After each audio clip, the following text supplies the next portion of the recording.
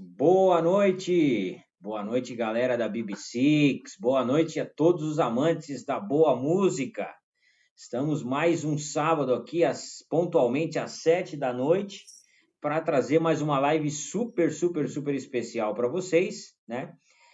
E no dia de hoje nós estamos aqui com meu amigo Hélio Lima, que acabou de lançar o seu álbum solo Empty. Hélio, boa noite. Em primeiro lugar, boa noite. Muito obrigado por estar falando com a gente aqui da BBC. A casa é sua. Amizade essa, Facundo, de daqui a pouco tá batendo 20 anos, né? É, por aí, cara. É algo do tipo. Boa noite, Facundo. Boa noite, Sandro. Boa noite todos os amigos e ouvintes aí e amantes da boa música, né? Estou muito honrado de estar aqui com vocês, batendo esse papo com a BBC Music. Sou muito fã do trabalho de vocês. E a gente está aqui para falar desse trabalho que foi lançado agora há 2 dias atrás. Está bem quentinho ainda. A gente vai falar sobre isso. Obrigado pela oportunidade, pessoal. Muito legal, muito bacana. E ele se prepara, cara, que eu sou um cara completamente fanático pelas questões de processo de gravação, essas maluquices aí, eu vou querer saber bastante coisa a respeito disso. Mas conta aí pra gente, qual é a história desse disco aí, quando ele começou a ser produzido, conta um pouquinho da história do Empty para nós aí. Somos apaixonados, né, Facundo, pelo processo, né, da coisa toda. Acho que tem uns bons 20 anos aí que a gente está estudando o processo das coisas aí do Queen, né? E esse disco, ele nasceu depois de uma viagem que eu fiz para o Chile, a férias, né?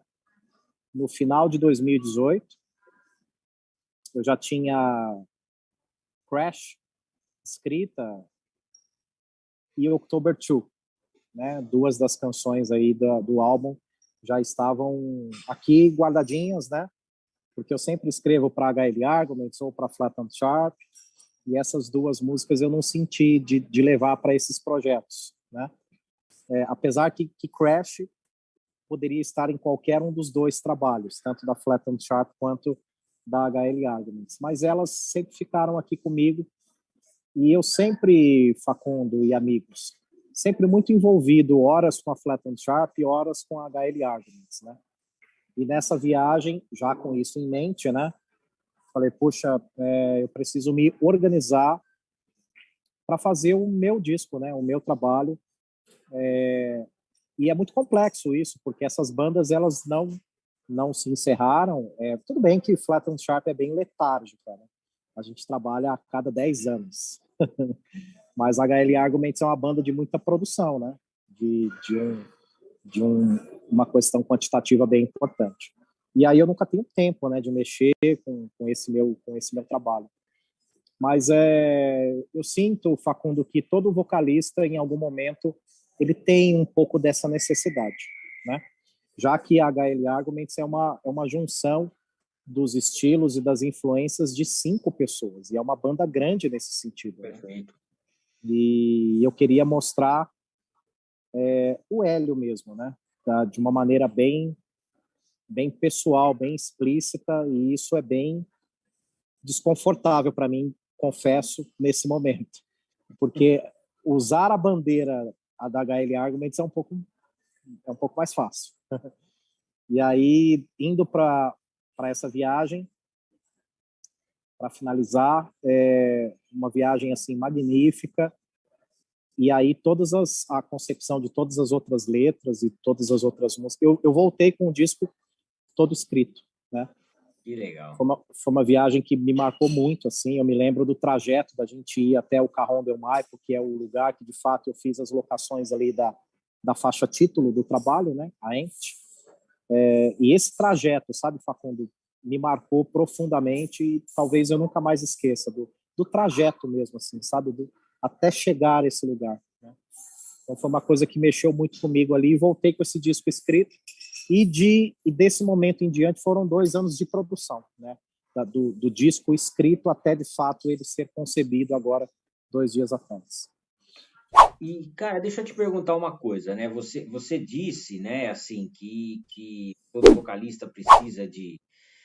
Tem realmente, em síntese, né? Fazer o seu disco solo. Uma pergunta, por exemplo, esse disco, a gente consegue ouvir o Hélio compositor ou Hélio compositor nesse momento? Eu não sei se você entendeu o que eu quero dizer, né? Se nesse disco, assim, a gente tem todas as facetas ou realmente é algo que está relacionado ao momento que você viveu aí, que você estava vivendo, né? Como que a gente pode É, enumerar isso daí? o Hélio que escreve, porque o meu processo ele é assim mesmo, sabe, Facundo? Eu não escrevo música e depois escolho para onde ela vai, né? Talvez os amigos que tenham bandas de diversos projetos e que se completam, enfim, que não terminaram, atuantes, né, em mais que uma banda ao mesmo tempo, me parece que o processo é um pouco parecido com esse, sabe? Quando eu escrevo para HL Arguments, eu escrevo para HL Arguments, porque tem um jeito silencioso e todo implícito de mostrar a mensagem para essa banda, sabe? E com a Flat and Sharp é a mesma coisa. É bem verdade, Facundo, que dentro da HL Arguments eu trouxe o Hélio amante do folk, amante do violão, das harmonias vocais de Simon Garfunkel, por exemplo, o Hélio do Wings, que é o momento da carreira do Paul McCartney que mais conversa comigo, ele sempre esteve ali, né? E o Hélio mais alternativo, o Hélio do Radiohead, das ambiências, do Arcade Fire, sabe? O Hélio ele sempre aparece em alguns picos ali da HL Arguments. Quando o Hélio escreve para o Empty, além de ser algo bem desconfortável do ponto de vista de muito sentimento mesmo, né? Porque ali não tem o Hélio apenas, não tem o Fernando, não tem os meus amigos que estão Sim, produzindo comigo há tantos anos. sim, sim. Eu acho que o Hélio do Empty ele só não trouxe um aspecto, um aspecto, que foi o Hélio roqueiro, o Hélio dos drives, sabe? Sim, O sim. Hélio, o Hélio daqueles ataques ali. Tem uma música, um acorde, uma nota ali no Empty que tem uma guitarra distorcida. E só para a gente lembrar que tá ali. Mas Eu, eu, foi apenas isso. eu justamente fiz essa pergunta porque, cara, a gente se conhece, como você mesmo disse, há muito tempo, e eu sei que você tem essa verve roqueira também, né? E Pois é. aí, assim, digamos que eu senti um pouco falta, né? Por isso que eu imaginei que tivesse sido Imagina, alguma coisa. guitarrista. Não tem como, né, cara? A gente Não fica. tem como. Não tem como. É, e, É um disco inevitavelmente mais introspectivo, mas ele não é só folk, né? Ele tem as inserções ali alternativas, ele tem a ambientação e ele acena para o rock, mas ele não vai até o rock, sabe? É isso.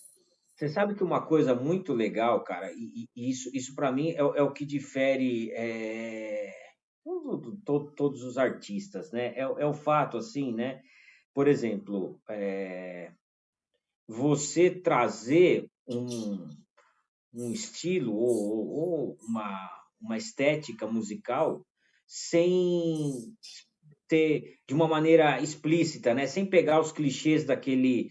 E no seu disco tem muito isso, cara, porque assim, ele para mim, né, eu ouvi algumas vezes, né? Ele soa muito britânico, cara. E se você olhar, você fala assim, ó, vamos pegar algum elemento britânico. Ele não tem, em síntese, nenhum clichê, nada, mas ele soa para mim assim é, muito britânico, desde as bandas dos anos 60, dos anos 70 até as coisas mais atuais da Inglaterra, né? Isso para mim assim, né? E é uma coisa que ela acontece meio natural, né? E eu não sei o que você queria te perguntar o que você pensa a respeito disso, né? Mas para mim ficou muito claro, uma coisa muito britânica assim, né? Ele não tem ele não tem nada, não é que não tem nada, né? Mas ele não tem aquela coisa americana, ele tem uma sonoridade britânica mesmo, as composições elas têm a raiz na Inglaterra. Não sei se que você acha dessa minha análise aí. Eu acho que é muito correta, Facundo. Apesar de um modo geral, a gente é muito afetado pela música americana, mas a gente gosta demais da música feita ali na Inglaterra, né? Talvez, assim, Facundo, uma influência de uma música, de um estilo, de um livro que você escreve, enfim, alguma coisa que você produz, ela nunca é, a menos que isso seja absolutamente combinado, né? Ela é sempre uma junção de muitos anos, de muita coisa que você vai ouvindo, né? E quando fala em banda, Facundo, eu preciso dizer, chamar ali Beatles, Led Zeppelin, Queen. Quando vai para singer e songwriter, né? Eu chamo ali Elton John, eu chamo Rod Stewart, eu chamo, né? Tá tudo na Inglaterra, mas o amor que eu sinto, Facundo, pela Motown, por exemplo, cara, aquilo ali é uma coisa que Marvin Gaye, Temptations, que é tudo americano, né? Mas eu acho que é muito correto a ideia de que é um disco bem britânico, e já falaram isso. Você já escreveu sobre isso, né? E Sim. falaram em algum momento. E acho que é uma coisa muito natural de tantos anos que a gente vai consumindo e estudando esses caras e contemplando aí, né? Tendo acesso à canção desses caras, né? Eu gostaria muito de ouvir alguém de lá da Inglaterra, né, ouvindo esse disco, sabe? Ia ser uma experiência muito legal. Uns dias atrás aí eu produzi um festival de bandas autorais, o Rock Nativa, e uma das bandas que participaram, a Rai Brasil, é da Irlanda, imagina? Então eu tô doido para mandar esse disco para eles ouvirem, sabe? E tem uma coisa, tudo bem, não é Inglaterra, mas concordo com quem diz que é um disco bem U2, né? De novo ali europeu, né? Britânico, Então, irlandês, né? pois é, pois é, pois é, pois é. E Hélio, agora você me falou um negócio que é uma curiosidade que eu tenho, tá? Eu vou fazer duas perguntas numa só, né? As letras, né? Elas estão em inglês, né? Basicamente, primeiro que eu queria saber se existe um porquê disso, né? Se realmente é uma questão de estilo, você busca alguma coisa fora do mercado nacional. E um segundo momento, se você compõe em inglês já, ou como é que é esse processo, né? Como é que é essa coisa aí? O objetivo nunca é, puta, quero ser uma banda conhecida lá fora. A gente tem agências que trabalham a nossa marca, o nosso trabalho, que leva para os blogs lá fora, por uma questão natural, como levaria se as músicas fossem em português ou em qualquer outra, se fossem instrumentais, por exemplo. Então, os caras, eles trabalham para movimentar a música autoral no mundo inteiro, né? Mas não se trata disso, sabe, Facundo? Não se trata disso. Talvez se trata de uma coisa mais confortável, porque escrever em português é difícil, né? E é ainda mais expositivo. Apesar de ter músicas em português, a HL Arguments tem a Você, tem a Só Não Me Faça Dizer Não, tem a Keepsake, que é uma música em português também, mas nunca foi sobre isso, sabe, Facundo? Sim, sim. Quero bombar lá fora. Eu continuo sendo brasileiro, tenho todo orgulho disso, sou absolutamente fã de Legião Urbana, Paralamas, Engenheiros, né? Adoro música nacional, brasileira mesmo, não me sinto diferente, não quero me vender como um cara diferente, gringo, muito pelo contrário. Legal. Não, cara, sempre foi muito mais no sentido de, não sei, é mais fácil para mim. É mais fácil. As melodias em inglês, elas são bonitas, né? Pro rock, inclusive, né? O rock e o inglês é uma coisa que é uma junção muito, muito legal, né? Muito bacana. Eu acho que o estilo, né? Na verdade, o estilo da É, música combina mais com o é, idioma inglês. Isso Isso para mim é bem claro, assim, realmente, É, né? A maneira como você escreve, as é, músicas, as melodias, elas é. se encaixam melhor. Não dá para imaginar, falando de HL Arguments, não dá para imaginar uma Trust Me em português ou uma Hopes and Dreams em português. Tal qual não dá para imaginar uma Você, que é a música também da HL Arguments, em inglês. Então, eu acho que a música nasce, e respondendo a sua segunda pergunta, às vezes eu tenho um tema central, né, Dreams. Então, eu quero falar sobre se manter firme diante dos seus sonhos. E aí a gente vai transitando entre essa palavra ou esse tema e vai trazendo ali as fonéticas que combinam com a música já existente ou não. Às vezes eu quero falar de um rompimento, como Hook, no caso da HL Arguments, é um rompimento de um relacionamento. Às vezes eu quero falar do esforço, e aí a gente coloca a Snorise, no caso da Flat and Sharp, ou October 2, que fala claramente da pandemia, claramente de todo esse momento aí que nós passamos, né, recente. Não fala só disso exatamente, mas fala disso também. E para finalizar, já aconteceu de tudo, porque já são muitos anos produzindo coisa, né, Facundo? Então, já aconteceu de ter só a letra e depois a melodia instrumental, né, enfim, o instrumental de um modo geral. Já aconteceu de vir o instrumental, principalmente na HL Arguments acontece muito disso, né? O Fernando, ele escreve, mas ele não é um letrista, então ele entrega as composições para que eu bote as letras, né? Para que eu alimente com a metalinguagem. Então já aconteceu de tudo e já aconteceu de transcrever para o inglês e já nascer do inglês. Um cuidado que a Legal. gente tem, como não sou nativo, né? Então a gente tem sempre por perto um profissional da língua para a gente não cometer alguns equívocos e às vezes de forma consciente eu deixo cometer mesmo, porque no final das contas é a fonética e é a licença poética que importa. Isso é legal.